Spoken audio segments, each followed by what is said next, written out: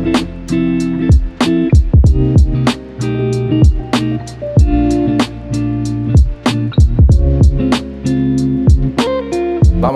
warahmatullahi wabarakatuh. Perkenalkan, nama saya Rahmat Gemanik, SHMH, dosen di Prodi S1 Ilmu Hukum, Fakultas Hukum Universitas Riau, dengan bidang konsentrasi Hukum Perdata Bisnis. Pada kesempatan ini, saya akan melakukan unjuk kerja Tridharma Perguruan Tinggi, tepatnya Dharma Pengajaran, dengan memaparkan mata kuliah yang saya ampu, yaitu Hukum Kepailitan, dengan bobot nilai sebesar 2 SKS.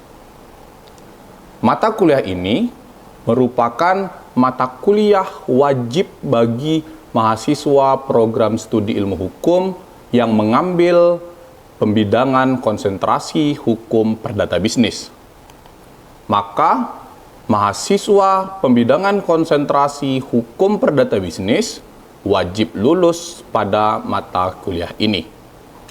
Mata kuliah Hukum Kepailitan yang saya ajarkan adalah mata kuliah yang membahas tentang tata cara penyelesaian kewajiban utang piutang ketika seorang debitur tidak mampu membayar kewajibannya kepada kreditur. Hal ini melibatkan proses hukum di pengadilan, penunjukan kurator, pengelolaan aset dalam kepailitan, pembagian harta debitur kepada para kreditur, serta terkait penundaan kewajiban pembayaran utang atau PKPU. Adapun kompetensi yang diharapkan dimiliki oleh mahasiswa setelah lulus mata kuliah ini, yaitu mahasiswa menguasai dan mampu menerapkan teori, praktik, dan konsep dasar ilmu hukum terkait dengan hukum kepailitan sebagai upaya penyelesaian kewajiban debitur kepada krediturnya. Terdapat 3 capaian pembelajaran mata kuliah hukum kepailitan yang relevan mendukung kompetensi luaran, yaitu sebagai berikut. Yang pertama, mahasiswa terampil menjelaskan bagaimana kepailitan dan PKPU yang merupakan upaya penyelesaian sengketa utang piutang antara debitur dan kreditur melalui lembaga peradilan. Yang kedua, mahasiswa terampil menjelaskan dasar filosofi hakikat hadirnya kepailitan sebagai upaya penyelesaian sengketa hutang dengan penyitaan umum. Yang ketiga, mahasiswa terampil menjelaskan proses tata cara permohonan kepailitan, pengelolaan aset kepailitan, serta proses persidangan dan pemberesannya. Untuk mencapai tujuan pembelajaran tersebut, mahasiswa diberikan perkuliahan dengan 16 kali pertemuan tatap muka, termasuk pelaksanaan kuis, tugas kuliah, analisis diskusi kasus, serta evaluasi dengan ujian tengah semester dan ujian akhir semester. Sebelum memulai perkuliahan, kami memulai dengan komitmen kontrak perkuliahan dan menjelaskan rencana pembelajaran semester dan materi pengantar perkuliahan hukum kepailitan. Adapun topik pembahasan mata kuliah hukum kepailitan ini dibagi dalam 14 topik. Yang pertama, filosofi hukum kepailitan. Yang kedua, sejarah dan perkembangan hukum kepailitan di Indonesia. Yang ketiga, syarat dan prosedur hukum kepailitan. Yang keempat, prinsip dalam hukum kepailitan. Yang kelima, kompetensi pengadilan niaga dalam penyelesaian sengketa kepailitan. Yang keenam, akibat hukum kepailitan. Yang ketujuh, kedudukan kurator dan hakim pengawas. Yang kedelapan, aktio paulina dan klasifikasi kreditur. Yang kesembilan, keadaan insolvensi dan pemberesan harta kreditur. Yang sepuluh, pengelolaan aset dalam prosedur kepailitan. Yang kesebelas, perdamaian akord dalam proses kepailitan. Yang kedua belas, penundaan kewajiban pembayaran hutang. Yang ketiga belas, akibat putusan PKPU. Yang keempat belas, prosedur pengajuan PKPU, pemeriksaan PKPU, dan perdamaian dalam PKPU. Itu adalah 14 topik pembahasan mata kuliah hukum kepailitan. Model pembelajaran yang digunakan yaitu dengan model blended learning yang memadukan pembelajaran tatap muka secara luring dan daring dengan memanfaatkan Zoom Meeting, Google Meet, dan juga Classroom sebagai media pembelajarannya. Adapun pengajaran dilaksanakan dengan metode pembelajaran case method. Dengan metode ini diharapkan mahasiswa nanti mampu dan membantu mahasiswa mengasah dan meningkatkan keterampilan berpikir kritis untuk memecahkan masalah, kemampuan berkomunikasi, berkolaborasi, dan berkreativitas. Selain itu, penjelasan materi ajar saya menggunakan metode contextual teaching learning. Adapun model pembelajaran ini dapat membantu dosen dalam mengaitkan antara materi yang diajarkan dengan situasi dunia nyata dan mendorong mahasiswa membuat hubungan pengetahuan yang dimilikinya dengan penerapannya dengan kehidupan sehari-hari.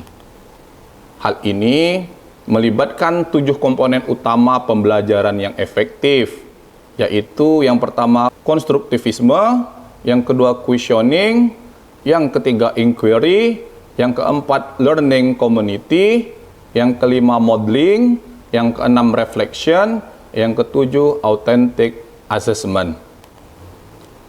Dan untuk mengukur hasil pembelajaran, selain dengan tes, harus diukur dengan asesmen autentik yang dapat memberikan informasi yang benar dan akurat tentang apa yang benar-benar diketahui dan bisa dilakukan mahasiswa atau tentang kualitas program pendidikan.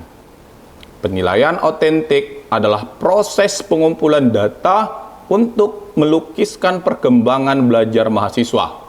Data tersebut berupa hasil tes tertulis, proyek atau laporan kegiatan, karya mahasiswa, performance mahasiswa dalam penampilan presentasi yang dirangkum dalam portofolio mahasiswa. Berikut unjuk kerja Tridharma perguruan tinggi saya di bidang pengajaran.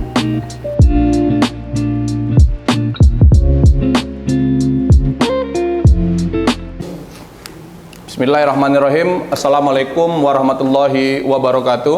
Waalaikumsalam warahmatullahi wabarakatuh. Apa kabar mahasiswa sekalian? Alhamdulillah sehat Pak. Baik, kita bertemu kembali pada hari ini ya dalam mata kuliah hukum kepailitan, tepatnya pada pertemuan ke-11 ya, sesuai dengan yang sudah kita agendakan sebelumnya ya. Materi hari ini kita akan bahas mengenai pengelolaan aset dalam prosedur kepailitan ya. Pertama ya, sebelum kita memulai kelas ya, seperti biasa saya akan memberikan motivasi sedikit untuk mahasiswa ya sebelum kita memulai kelas ini, yaitu hari ini saya mau motivasi mahasiswa ya, mahasiswa jangan meremehkan mahasiswa diri mahasiswa dengan alasan bahwa mahasiswa tidak mampu ya. Mahasiswa harus bisa ya bagaimana menimbulkan semangat ya, mahasiswa mampu untuk melakukan sesuatu termasuk dalam pembelajaran. Nah, ya. Baik, pertama ya kita akan review pembelajaran kita. Nah, maka kita akan review dulu materi-materi yang sudah kita pelajari di minggu sebelumnya sebelum kita masuk ke materi kita pada hari ini. Nah, ya, bicara tentang prosedur permohonan pilot, yaitu diajukan kepada kemana, mahasiswa? Pengadilan Niaga. Ke pengadilan niaga, ya, sesuai dengan pasal 1 angka 7 ya Undang-Undang Nomor 37 Tahun 2004 tentang kepailitan dan PKPU ya, di pasal 1 angka 7 ya Undang-Undang 34 tahun 2007 itu diatur ya bahwa pengadilan yang memiliki kewenangan absolut dalam penanganan perkara kepailitan itu adalah pengadilan niaga. Ya, saat ini ada 5 pengadilan niaga di Indonesia. Ada yang tahu? Di mana-mana saja? Pertama ada di mana? Di Medan. Ada di Medan, kemudian di Jakarta, Semarang, di Semarang, Surabaya, terakhir ada di Makassar atau dulu disebut dengan Ujung Pandang. Nah, Pak, nggak bisa diajukan ke pengadilan umum Pak di Pekanbaru, nggak bisa. Ya, tidak bisa diajukan di pengadilan lain selain pengadilan niaga. Nah, ya. Lalu bagaimana tahapan prosedur kepailitan? Ya, pertama harus dilakukan namanya permohonan pilot ke pengadilan niaga. Kemudian apalagi nanti barulah hadir putusan pilot oleh hakim. Kemudian masuk ke prosedur selanjutnya apa itu? Pengurusan dan pemberesan harta pilot. Nah, di sini nih di prosedur ketiga ini pembahasan kita pada hari ini. Ya, bagaimana terkait dengan pengurusan dan pemberesan harta atau aset pilot. Itu yang akan kita bahas pada hari ini. Selanjutnya ya sebagaimana sudah kita pelajari juga di minggu lalu ya. Apa sih Pak akibat dari kepailitan gitu ya? Maka terdapat beberapa akibat kepailitan, terutama akibat ya yang terjadi ya untuk si debitur pilotnya. Nah, yang pertama itu debitur pilot ketika dia dinyatakan pilot demi hukum kehilangan hak untuk menguasai ya, mengurus kekayaannya ya, termasuk harta pilot sejak tanggal pernyataan pilot dinyatakan, diucapkan hakim di dalam putusan, maka ketika itu debitur pilot kehilangan haknya untuk menguasai dan mengurus kekayaannya. Apalagi yang kedua, debitur pilot kehilangan hak untuk melakukan perbuatan hukum ya, terhadap harta pilot yang ia miliki. Contohnya apa? Melakukan jual beli, ya, menggadaikan, menjadikan jaminan, ya, itu tidak dibenarkan lagi ketika debitur sudah dinyatakan pilot. Itu materi kita pada minggu lalu. Oke, kita masuk ke materi kita pada hari ini, yaitu kita akan bahas mengenai pengelolaan aset dalam prosedur kepailitan. Nah, ya. Baik, ya. Apa itu pengelolaan aset dalam prosedur kepailitan? Ya, tadi kan sudah kita bahas ya bahwa di dalam tahapan prosedur itu tahapan ketiganya adalah pengurusan dan pemberesan harta pilot oleh kurator. Ya, pemberesan, pengurusan harta pilot oleh kurator itu maka termasuklah ke dalamnya pengelolaan aset dalam proses kepailitan. Ya, apa itu pengertiannya? Yaitu serangkaian tindakan yang dilakukan oleh kurator. Ya, mahasiswa harus pahami ya, sudah kita pelajari juga kemarin terkait pihak-pihak yang terlibat di dalam kepailitan. Ya, salah satunya itu adalah kurator. Selain kurator nanti ada namanya hakim pengawas. Kurator yang melakukan pemberesan, hakim pengawas yang ditugaskan pengadilan niaga untuk mengawasi kurator dalam melakukan pemberesan. Nah, ini harus dipahami Nah, jadi siapa yang melakukan pemberesan? Maka namanya adalah kurator. Ya, jadi dalam pengelolaan aset, di dalam proses kepailitan ini, di mana serangkaian tindakan yang dilakukan oleh kurator di bawah pengawasan hakim pengawas, ya, tujuannya apa? Ya, untuk mengamankan pertama. Tadi nih, tujuan utamanya untuk mengamankan, mengelola. Kenapa aset itu, ya, harganya bisa turun kalau tidak dikelola dengan baik. Misalnya asetnya mobil. Mobil kalau catnya mulus dengan cat lecet-lecet, kira-kira harga yang lebih mahal yang mana? Yang mulus. Maka perlu ada pengelolaan aset. Kebun misalnya, asetnya ada kebun. Kalau kebunnya buahnya bagus, dirawat, kira-kira nilainya bagus nggak? Bagus. Tapi kalau kebunnya kemudian dibengkalaikan, tidak diurus, kira-kira nilainya bagus nggak?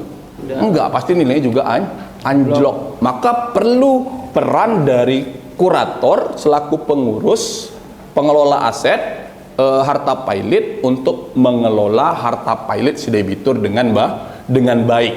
Kita pahami bersama tujuan akhir dari proses kepailitan itu adalah pembagian harta pailit kepada para kreditur. Ya. Ada berapa kreditur? 3. Pertama, preferen. Yang kedua, separatis. Yang ketiga, konkuren. Ya. Maka proses ini akan melibatkan beberapa tahap. Ya, proses pengelolaan aset ini akan melibatkan beberapa tahap. Yang pertama tadi ada namanya penilaian aset. Kurator itu tidak boleh juga semena-mena dalam menentukan harga aset. Nanti misalnya tadi mobil, biar laku terjual gitu ya, Pajero 2020, kita jual 100 juta aja. Cepat nggak terjual tuh? Cepat gitu ya, mungkin 1 menit 2 menit laku itu. Padahal harga pasaran ini misalnya masih 500 juta, 600 juta. Kurator tidak boleh sewenang-wenang ketika melakukan likuidasi aset. Ya, agar apa? Harta si debitur pailit agar cukup untuk membayar hutang-hutangnya kepada krediturnya. Kalau mau dijual murah, ya nanti setelah semuanya dijual dihitung-hitung nggak cukup, ya nggak selesai juga nanti masalah. Maka perlu nanti ada namanya penilaian aset. Ya. Kemudian kurator lah nanti yang memiliki kewenangan untuk melakukan pengurusan, pemberesan harta pailit sejak putusan pailit itu diucapkan. Tapi sekali lagi, kurator juga tidak boleh sewenang-wenang. Di satu sisi dia tidak boleh merugikan debitur pailit, di satu sisi dia tidak boleh juga merugikan kreditur pailit. Kemudian terakhir, ya, kurator berupaya untuk melakukan pemulihan aset atau aset recovery. Ya. Kalau misalnya ada terjadi upaya si debitur untuk mengaburkan, ya, atau ada upaya si debitur untuk berbuat curang terhadap aset itu. Nah, tapi apakah semudah itu, Pak? Tidak. Tugas seorang kurator, ya, terdapat banyak permasalahan dalam pengelolaan aset pailit. Ya, dalam upaya kurator melakukan kegiatannya, ya, terdapat beberapa permasalahan. Ini saya rangkum. Ya, pertama, ya, aset tidak terdata secara lengkap. Ini kalau jumpa debitur yang tidak jujur atau tidak mau bekerja sah, ada mobilnya, BPKB STNK nggak ada, gimana mau dijual? Ya. Atau ada hartanya tapi nggak tahu di mana. Ada kebun sawit, ada di mana, di Rohil. Fiksi. Rohilnya di mana nggak tahu. Nggak mungkin kita keliling Rohil untuk nyari harta dia kan? Apalagi terjadi sengketa kepemilikan. Harta si debitur pailit itu ternyata sengketa dengan pihak ketiga. Gimana mau diselesaikan? Yang ketiga apalagi? Aset yang tidak berwujud tetapi sulit dijual dan dinilai. Ya, terdapat aset yang sulit dijual, terutama aset-aset yang tidak berwujud. Kritik kita bagi peraturan perundang-undangan di kita juga di Indonesia, Integrasi. ya tidak ada integrasi hukum kepailitan di Indonesia. Ya, misal dalam hukum acara perdata, acara pidana, dan acara publik ada kasus, ya, harta pailit itu masuk kepada harta yang disita oleh jaksa dalam kasus pencucian uang. Nah, gimana kira-kira itu? Di satu sisi dia harta pailit, di satu sisi dia sudah ditetapkan jaksa sebagai alat bukti di dalam kasus pidana pencucian uang. Mana yang harus didahulukan? Hukum kita belum mengatur itu. Di satu sisi dia harta pailit, mau dieksekusi ternyata dia masuk ke alat bukti. Hukum kita belum mengatur itu, makanya kritik kita. Belum adanya integrasi antara hukum, baik hukum perdata, ya, dan juga hukum pidana dan hukum lainnya ketika kita bicara tentang kepailitan. Nah, yang terakhir, ini kalau asetnya itu berkaitan dengan perbankan. Nah, ya, kalau kita orang-orang hukum nih berurusan dengan perbankan dan dibenturkan dengan salah satu prinsip yang ada di perbankan, ada yang tahu apa? Kerahasiaan bank. Nanti ada juga lagi prinsip kehati-hatian gitu ya. Nah, kita ambillah satu contoh aja. Ya. Ada yang pernah kena nih, ya mungkin ada yang penelitian mahasiswa ke bank gitu ya. Ketika kita dibenturkan dengan prinsip kerahasiaan bank, wah, kacau kita. Maka ketika kurator ya men-tracking, mencari harta debitur pailit di bank, sering terbentur dengan prinsip kerahasiaan bank. Oke, mungkin itu ya materi kita pada hari ini. Silakan kalau ada pertanyaan. Izin bertanya, Pak. Oke, silakan Hamid. Ya, Pak. Izin, Pak. Yang ingin saya tanyakan, Pak, bagaimana jika ditemukan aset debitur yang disembunyikan atau dipindah tangankan secara melawan hukum sebelum putusan pailit, Pak? Oke, pertanyaan Hamid ini, Pak, bagaimana jika si debitur melakukan perbuatan curang gitu, Mit, ya? Betul, Pak. Si debitur ini menyembunyikan atau memindahkan asetnya secara melawan hukum gitu, Mit, ya? Ya, Pak. Karena kemungkinan itu sangat mungkin terjadi. Ya. Si debitur berusaha berbuat curang. Tentu akan ada implikasi hukum bagi si debitur. Tindakan penyembunyian atau pemindah tanganan aset secara melawan hukum oleh debitur itu memiliki konsekuensi hukum, ya, bagi si debitur sendiri atau bagi pihak ketiga, ya, yang menerima. Nah, apa Pak? Pertama, bagi debitur sesuai dengan pasal 397 Undang-Undang 37 tahun 2004, perbuatan debitur yang mengalihkan, menjual, berbuat curang terhadap aset itu dikategorikan sebagai perbuatan curang debitur dan ancaman hukumnya, akibat hukumnya adalah pidana bagi si debitur. Maka perbuatan menyembunyikan, tidak hanya menjual ya, menyembunyikan saja itu tidak boleh. Memindah tangankan aset, karena tujuannya pasti untuk keuntungan si debitur dan merugikan si kreditur. Nah, ya. Kemudian bagi pihak ketiga Pak yang membeli aset, ya ini kalau tadi kan ada bisa menyembunyikan atau mengambil mengalihkan ya. Iya. Kalau menyembunyikan it's okay, itu urusan si debitur sendiri. Kalau pengalihan tentu ke siapa dialihkan.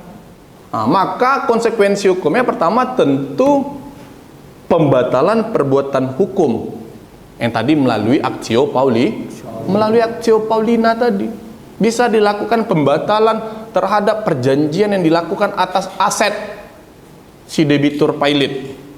Apalagi nanti kepada si debitur, misalnya mobil sudah dijual kepada pihak ketiga, maka si pihak ketiga wajib mengembalikan mobil itu sebagai aset debitur pilot, ya, yang harus diurus oleh seorang kurator.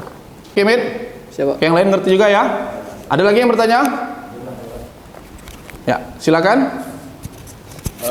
Tadi kita berbicara mengenai kepemilikan aset, Pak ya. Ya. Nah, itu bagaimana prosedur penyelesaiannya dalam kasus sengketa kepemilikan aset antara debitur pilot dengan pihak ketiga? Mungkin itu, Pak. Oke, ya. Bagaimana Prosedur penyelesaian sengketa kepemilikan aset ya? Iya, Pak. Ya. Mungkin itu. Sengketa kepemilikan aset ini itu tadi salah satu kendala kan tadi ya. Salah satu kendala yang mungkin terjadi di dalam proses penyelesaian oleh kurator itu adalah terjadi sengketa kan antara harta debitur pilot dengan pihak ketiga, ya. Maka bagaimana Pak prosedur untuk penyelesaian sengketa kepemilikan ini, ya? Yang pertama tentu kurator dapat melakukan upaya negosiasi dulu, ya. Bagaimana kurator bernegosiasi dengan pihak ketiga tadi, menyampaikan bahwa ini adalah harta pilot. Ya, tadi kan upaya pertama kita sudah coba berdamai gitu ya. Maka upaya kedua tentu melalui pengadilan. Ya. Kalau ini sudah pernah melalui penyelesaian sengketa dan ternyata sudah berkekuatan hukum tetap, ya, maka di dalam hukum acara perdata ada yang ingat, ada yang disebut sebagai perlawanan pihak ketiga atau yang kita kenal dengan istilah verzet. Deden verzet ya. Deden verzet kalau dalam perdata yaitu perlawanan pihak ketiga. Nah, itu diatur di pasal 178 Undang-Undang 37 tahun 2004. Ya, seorang kurator bisa melakukan upaya perlawanan sebagai pihak ketiga seandainya nih kondisinya sudah putusan sengketanya itu sudah berkekuatan hukum tetap. Oke, Beri? Oke, Pak. Oke, yang lain oke? Ada pertanyaan lain? Oke ya. Maka kesimpulan pertemuan kita pada pertemuan ke-11 hari ini, ya. Peran kurator dalam pengelolaan aset itu sangat vital, ya, sangat penting dan menjadi tonggak utama dalam penyelesaian permasalahan kepailitan, ya, menentukan efektivitas proses dalam kepailitan, baik dalam pengelolaan aset, baik nanti dalam menghitung jumlah utang si debitur dan membagikan hasilnya kepada para kreditur. Maka kemampuan kreditur dalam inventarisasi, pengamanan, penilaian, penjualan harus dilakukan dengan transparan. Libatkan debitur, libatkan panitia kreditur, dan jangan lupa melapor kepada hakim pengawas. Ya, hambatan yang tadi kita sampaikan ya dalam pengelolaan aset pilot itu ada beberapa hambatan dapat diatasi dengan kerjasama tadi. Dan tentu tadi saran kita kepada pemerintah terutama ya ada sinkronisasi dalam pengaturan kepailitan di Indonesia. Nah, itu kesimpulan pada hari ini. Oke, baik mahasiswa ya. Untuk minggu depan kita akan bahas mengenai perdamaian di dalam proses kepailitan. Ya, silakan mahasiswa baca-baca bukunya ya, literatur yang mahasiswa punya. Ya, untuk minggu depan kita akan bahas mengenai materi ya minggu ke-12 ya. Itu materi tentang perdamaian di dalam kepailitan. Oke, mungkin itu ya materi kita pada hari ini ya. Semoga materi yang sama-sama kita pelajari pada hari ini itu dapat kita pahami ya dalam pengelolaan aset ya ketika si debitur dinyatakan pilot. Nah, ya demikian. Mohon maaf atas khilaf kata. Ya, wabillahi taufiq wal hidayah. Assalamualaikum warahmatullahi wabarakatuh. Waalaikumsalam warahmatullahi wabarakatuh.